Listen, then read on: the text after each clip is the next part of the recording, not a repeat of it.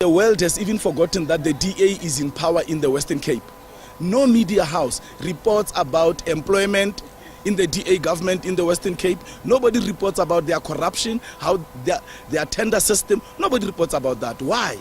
Because the DA is part of a white monopoly capital agenda of regime change, making sure that the liberation movement is removed so that white rule can come in.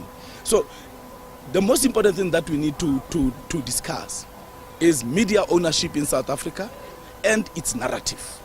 Once we discuss that, we will realize that we are all being played by some white people sitting in the Western Cape, in Langley, Pennsylvania, in the United States, in France, in the UK. That's what you will see. So yeah, that's what I think has been left out, but it needs a 2 hours of its own. It speaks to exactly what I'm saying. White is good. Let me give you an example. The former CEO of Mango, who was the CEO of ShopRite, it was found that he did not have the right qualifications to be the CEO. He doesn't have qualifications. It was played down. Today, the same CEO is working for another airline. You understand? Then you have a person like Saudi, who never said that he has qualifications. It was found that he does not have. He was slaughtered. Then you have another white person who worked for ABSA, who started as an economic analyst. It was found that he has absolutely no qualifications. It was played down. So white, if you look at the number of the biggest fraudsters in this country who defraud millions and billions, are all white. Are all white. But that is not played. A black man is a criminal, a black man is corrupt, a black man is stupid, a black man cannot run any parastatal. So that is why you have these programs like Max on Media. He interviewed me some years ago. I dealt with him. He thought that he was going to make me a joke. I dealt with him. Because they have this impression that people are stupid. Nobody gets out of prison and becomes a millionaire without committing a crime. So I am not a stupid person. So those programs are not meant for you and me. They are meant for them. They only call a black man when they want to embarrass you. When they want to say to the world, this man owns this thing. The one question that Max asked me was, how did you manage to make your brand known worldwide within a matter of months when it takes companies 20 years to do that? That's the question he asked me. But he would never ask a white man that, because I did interviews with the New York Times, CNN, and all these big stations. They couldn't figure it. How did I bring ZA brand and my brand as Kunene so high within a short space of time? So they bring you when they want to embarrass you. And that is why we need to create our own platforms. We cannot just continue to complain about them. That white own media, they monopolize it. I started weekly expose from scratch. I'm funding it. Now they are starting a campaign. No, I'm funded by the Guptas. Where were the Guptas when I owned clubs, when I owned mines, when I did business outside of this country? They were not there. So it is an agenda that they have because they cannot capture me. Weekly expose has grown by 300%. We are being read continuously in over 10 countries in the world. Those numbers are there. They see them. And that is why they want to destroy the brand. But it's not going to be destroyed because our news are ethical. We've written about the finance minister. We've given him an opportunity to respond. We've written about the deputy president. We've written about many people. None of them have taken us to court. We have never been forced to apologize because our stories are watertight. I ate sushi of naked women in my club. That's how it started. I ate sushi. I was celebrating my 40th birthday. I knew that this society, when I was in prison, I was studying marketing. Not at the university, from reading books and reading information. My brother brought me stuff that I was reading. And I analyzed how in the US brands grow worldwide, but everywhere else they don't. from Hugh Hefner to Coca-Cola to hip-hop moguls. How did these guys make it? And I realized that Hugh Hefner started when America was very conservative. So if you want to create a brand, you have to look at what angle are you coming in. And I realized that our society is very conservative. And white people who are the worst when it comes to pornographic material, when it comes to shit sexual fantasies, molestation of young children, they are the worst. But outside, they want to portray themselves as holy. So I did this party, ate sushi of naked women. That does not define Kunene's intellect. It was in my club, I was selling my club, and it worked. I knew that it was going to work.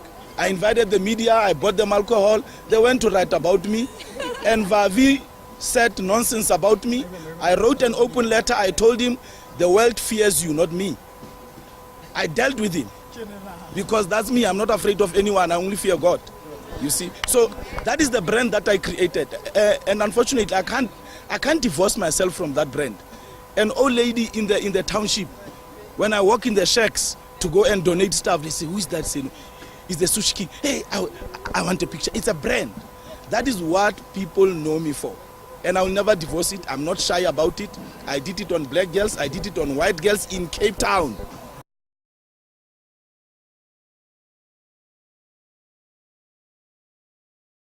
So I thought it was a fantastic debate.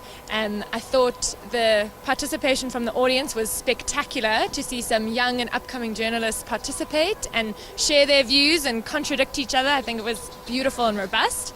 I think one of the issues is that there's so much to be spoken about. Fake news, social media, media in general, press council, media appeals tribunal, such a variety of topics that I think we need to distill a bit more what we're trying to talk about. And so I think in future we need to hang on to one topic, speak about that in its entirety, and then move on. This I felt was a bit all over the show, which stands to reason given its complexity. So I think fake news and social media are often interlinked, but I think fake news are specifically stories that are partially or completely false, that are put out there to draw clicks. And they are often shared on social media in order to draw a wider audience and in order to draw bigger revenue. But I think fake news is a specific agenda, and social media has a lot of positives and a lot of benefits and a lot of strengths, and to be just clumped with fake news all the time is also not particularly helpful. So yeah, I think that's something else that we need to delineate between fake news and social media. So I don't think it's fair to say that all young people who have a social media account are spreading fake news. And I think there's a lot to be said that mainstream media have a specific narrative a lot of the time. And it's really cool to see some different opinions and different perspectives. But one has to be responsible in that. One has to be ethical. Your online presence shouldn't be something that you can just say whatever you want. You definitely have to maintain a specific standard of what you're trying to say. But I also think it's incredible that you guys are all so energetic and are all so excited and are all sticking so fast to your guns with ethics. And I think don't allow Mr. Kunene to sway you from that. But it is something to bear in mind. Like, once you get into the workplace, it is very different. But stick to those guns. Probably not. I'm not sure that he would let me in.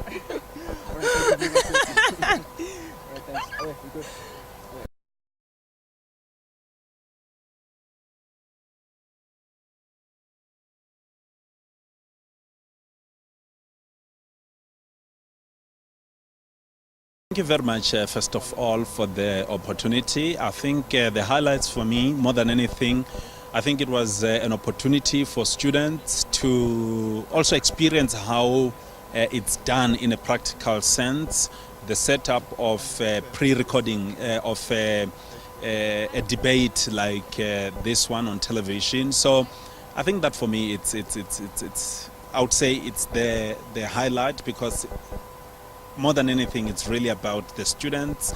We want them to experience more and more the things that obviously they will go and practice also in industry. But on the issue about the debate itself, I think more could have been explored, especially on the issue about fake news, which seems to be a phenomenon that is growing worldwide. So it is one that, if not taken care of, before we know it, there's going to be a lot of damage. Just yesterday I was reading a story of what's happening in South Sudan, where you have a situation where people are beginning to fight amongst each other as a result of fake news. You've got different clans, and these ones feel undermined, that one feels undermined, and as a result of that, the information that is given to them or that is shared, it is actually incorrect. So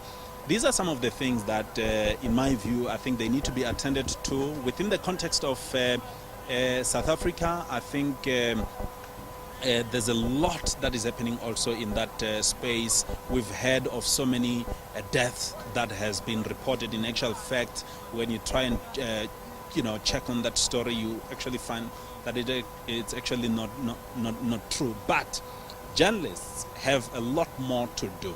We cannot abandon journalism because of people that have their own agenda. We've got to fight this by all means possible. And how do we fight it?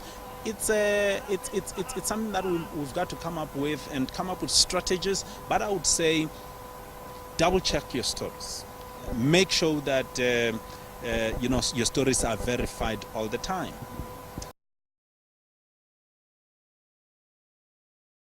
You see, the difference, and I think this is one of the points that I was trying to make there. The difference between Twitter as in just in general, but let me just make this point, and I think that's where the debate I thought was going towards right at the beginning. If you're talking about Twitter generally it's a good tool because it allows journalists to express their views and give additional information. We can give thousands of examples. You know what happened when Oscar Pistorius was, the story broke, and how Twitter played an important role in court where journalists were actually not allowed to bring in their cameras. But on the point about paid Twitter, it does not represent the views of majority, or it doesn't give you a reflection of what is happening on the ground, because here is just an individual or a group of people that want to advance a particular agenda, and that is the difference. There's nothing I guess we can do about it, but it's a trend that is also growing more and more.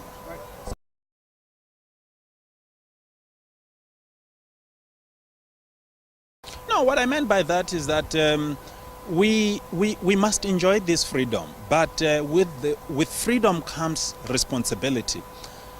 You cannot just, as a citizen, go on social media, whether you're talking Facebook or Twitter, and you start writing just anyhow.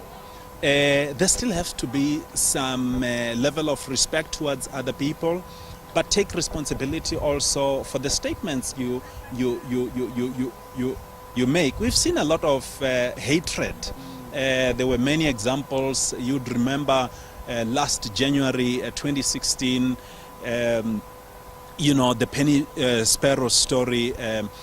I can give you so many examples. So it's not only that, but also you find people attacking each other and all of that. So all I'm saying is that with freedom comes a responsibility, in as much as freedom of expression is enshrined in our constitution.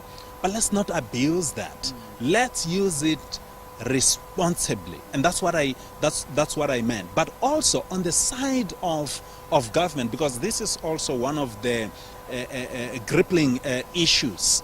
On the side of government, to just all of a sudden, because there are these new trends, especially on the subject of fake news, and all of a sudden you just want to regulate social media. It becomes very problematic, especially with a young democracy like what we have here in South Africa. So I am saying again here on record, I'm very skeptical about it, and without any fear of contradiction, I am saying no to the regulation of social media. Of course, there are people that probably share different views from mine.